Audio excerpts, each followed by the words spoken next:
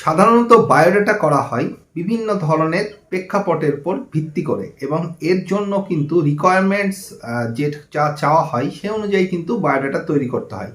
কখনো কখনো দেখা যায় যে কিছু কিছু রিকোয়ারমেন্টস অনুযায়ী মনে হয় যে ম্যারেজের জন্য যদি বা বিবাহের জন্য যদি কোনো বায়োডাটা তৈরি করতে হয়, সেটা যদি পাত্রের ক্ষেত্রে হয়ে থাকে তাহলে সেক্ষেত্রে অবশ্যই তার জব এক্সপিরিয়েন্সটাকে, তার স্যালারিটাকে, তার প্রফেশনাল যে স্ট্যাটাসটা সেই স্ট্যাটাসটাকে সেখানে প্রাধান্য দিতে হয়। এবং হচ্ছে যদি কনের ক্ষেত্রে হয়ে থাকে তাহলে দেখা যায় তার এডুকেশনটা, তার ফ্যামিলি স্ট্যাটাসটা, তার ফ্যামিলি ব্যাকগ্রাউন্ডটা, তার যে সে যদি জব করে থাকে তার এডুকেশনাল পারপাসের পাশাপাশি তার জবের যে এক্সপিরিয়েন্সটা সেইটা, তার রেফারেন্সটা, এগুলো কিন্তু বায়োডাটার ক্ষেত্রে খুব গুরুত্বপূর্ণ ভূমিকা পালন করে থাকে। আবার আপনি যদি কোনো একাডেমিক কোনো কাজের জন্য একটি বায়োডাটা তৈরি করতে চান তাহলে সেই ক্ষেত্রে কিন্তু বায়োডাটার মধ্যে আপনার কয়েকটা জিনিস খুব গুরুত্বপূর্ণ। এই ক্ষেত্রে ক্যারিয়ার অবজেক্টিভস আপনি দিবেন 1 থেকে 2 লাইনের মধ্যে।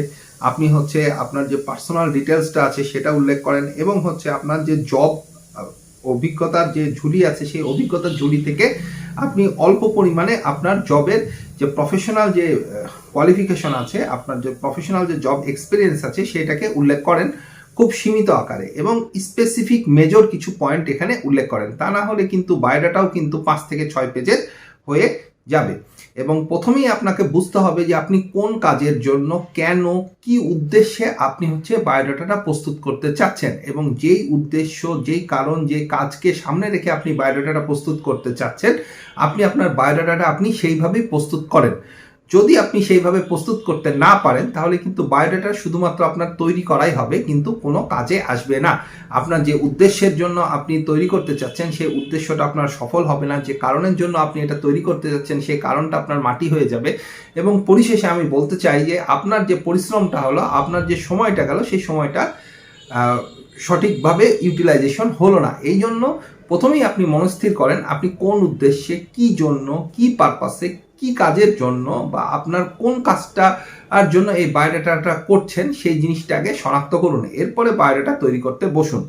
আমার মতে বায়োডাটার মধ্যে একটি ছবি অ্যাটাচ করবেন, সেই ছবিটা কিন্তু খুব সুন্দর যেন হয়। বায়োডাটার মধ্যে আপনার সিগনেচারটা ম্যান্ডেটরি না, বাট সিগনেচার অপশনটা থাকলে অনেক ক্ষেত্রে বোঝা যায় আপনার হ্যান্ড রাইটিংটা কেমন বা আপনার টেন্ডেন্সিটা কেমন, আপনার মানসিকতাটা কেমন। এই জিনিসটা কিন্তু বায়োডাটার থেকে ফোকাস ক্রিয়েট করা সম্ভব। বায়োডাটা বায়োডাটা হচ্ছে সিভি এবং রিজিউমির পূর্বের ফর্মের নাম হচ্ছে বায়োডাটা। আমরা যখন একটি বায়োডাটা প্রস্তুত করে থাকি তখন কিন্তু সাধারণত যে বিষয়গুলোর উপর আমরা ফোকাস ক্রিয়েট করে থাকি, বায়োডাটা কিন্তু এক একটা সময় এক একটা কাজের জন্য কিন্তু এই বায়োডাটা প্রস্তুত করতে হয়। বিশেষ করে আপনি কোনো একটি ট্রেনিং করতে যাচ্ছেন, সেখানে আপনার বায়োডাটার যে সমস্ত ইনফরমেশন আপনি দিয়ে থাকবেন আপনার বায়োডাটাতে, পার্সোনাল ইনফরমেশন, সেটা কিন্তু কোনো স্পেসিফিক কিছু ইনফরমেশন আপনাকে দিতে হবে। যেমন আপনার ডেট অফ বার্থ, আপনার জেন্ডার, আপনার রেস, আপনার রিলিজিয়ন, আপনার ফটোগ্রাফ, আপনার ন্যাশনালিটি, এই জিনিসগুলো কিন্তু এখানে ফোকাস পাবে। আপনি এডুকেশন লেভেলটাও এখানে দিতে পারবেন। আপনি কোন পারপাসে, কেন আপনি দিতে চাচ্ছেন সেই জিনিসটাই কিন্তু প্রথমে আপনাকে মেজার করতে হবে। আপনি যখন একটি বায়োডাটা তৈরি করবেন তখন অবশ্যই কিন্তু কিছু বিষয়ের উপর খেয়াল রাখবেন। আমরা যেমন প্রচলিত কিছু জিনিস দেখে থাকি, বায়োডাটার উপরে খুব বড় করে একটি কথা লিখে থাকে, বায়োডাটা অফ। তো আপনি প্রথমে এই জিনিসটা চিন্তা করে থাকেন, আপনি যেখানে যে প্রতিষ্ঠানে বায়োডাটাটা সাবমিট করছেন না কেন সেখানে কিন্তু আপনাকে জানেই আপনি কোন ধরনের ডকুমেন্টসটা আপনি এখানে দিচ্ছেন।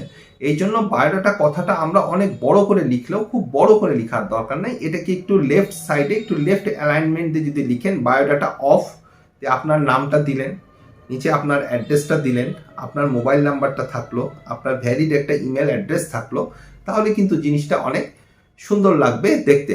এবং আপনি ডান দিকে হচ্ছে দিবেন আপনার একটি পাসপোর্ট সাইজের ছবি।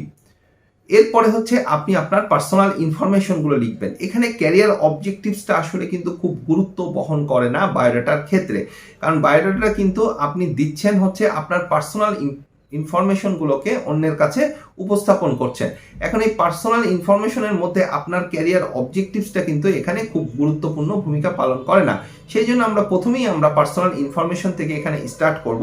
অনেকে প্রথমে নিজের সম্পর্কে 2-3 লাইন লিখে থাকেন যে আমি হচ্ছি অমুক, আমার এই কাজ, আমার এইটা, এরকম 2-3 লাইন লিখেন, কিন্তু আমি কখনোই বলবো না যে 2-3 লাইন লেখার প্রয়োজন আছে। আপনি যখন স্পেসিফিকভাবে আপনার নাম, আপনার ডেট অফ বার্থ, আপনার পিতার নাম, আপনার মাতার নাম, আপনার বর্তমান ঠিকানা, আপনার পার্মানেন্ট অ্যাড্রেস, আপনি যখন আপনার ডেট অফ বার্থ, আপনার ন্যাশনাল আইডি কার্ড নাম্বার, আপনি যখন হচ্ছে আপনার ধর্ম, আপনার বর্ণ, আপনার গোত্র, আপনার হাইট, এই জিনিসগুলো উল্লেখ করবেন এবং নিচে যখন আপনার এডুকেশনাল ডিটেলস একটা ব্রিফ করবেন আমাদের কাছে, তখন কিন্তু আমরা জিনিসটা বুঝতে পারবে যার কাছে পাঠাচ্ছেন সেই বায়োডাটাটা যিনি দিচ্ছেন তিনি কিন্তু আপনার সম্পর্কে খুব স্বচ্ছ একটা ধারণা পেয়ে যাচ্ছেন।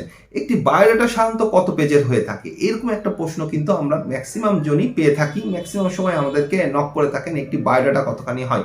একটি বায়োডাটা কিন্তু সাধারণত 1 থেকে 3 পেজের হয়ে থাকে এবং বায়োডাটা কিন্তু আপনি চাইলেও কিন্তু ইচ্ছাকৃতভাবে বড় করতে পারবেন। সেখানে যদি আপনি আপনার জব এক্সপিরিয়েন্সগুলো ডিটেলস লিখতে চান, কিন্তু বায়োডাটাটা কিন্তু আপনার জব এক্সপিরিয়েন্সটাকে ফোকাস করে না। এই জন্য আপনাকে এটা 2 পেজ করলে সবচেয়ে ভালো হয়। আপনি খেয়াল রাখবেন আপনার বায়োডাটাটা যেন 1 থেকে 2 পেজের হয়।